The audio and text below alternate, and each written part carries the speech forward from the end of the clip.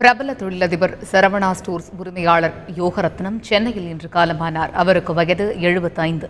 தூத்துக்குடி மாவட்டம் குரும்பூர் அருகே உள்ள பணிக்கநாடார் குடியிருப்பைச் சேர்ந்தவர் யோகரத்னம். இவர் சென்னை தியாகராய நகரில் உள்ள சரவணா ஸ்டோர்ஸ் உள்ளிட்ட பல்வேறு நிறுவனங்களை நடத்தி வந்தார்.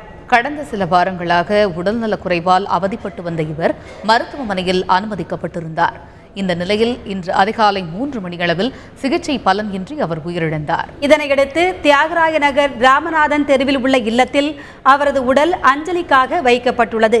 சரவணா ஸ்டோர்ஸ் பணியாளர்களும் பல்வேறு நிறுவனங்களைச் சேர்ந்தவர்களும் வணிகர் அமைப்புகளைச் சேர்ந்தவர்களும் யோகரத்னம் உடலுக்கு அஞ்சலி செலுத்தி வருகின்றனர். இன்று பிற்பகல் 3 மணியளவில் அவரது உடலுக்கு இறுதி மரியாதை செலுத்தப்படுகிறது. மரியாதைக்குரிய யோகரத்னமனாச் அவர்கள் வணிகத்துறைக்கு ஒரு எடுத்துக்காட்டு.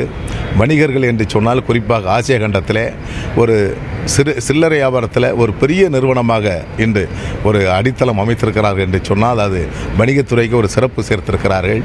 ஆகவே தான் இந்த அவருடைய இழப்பு என்பது வணிகத்துறைக்கு இழப்பு என்பதை தமிழ்நாடு வணிகர்களுடைய பேரமைப்பு சொல்லுகிறது.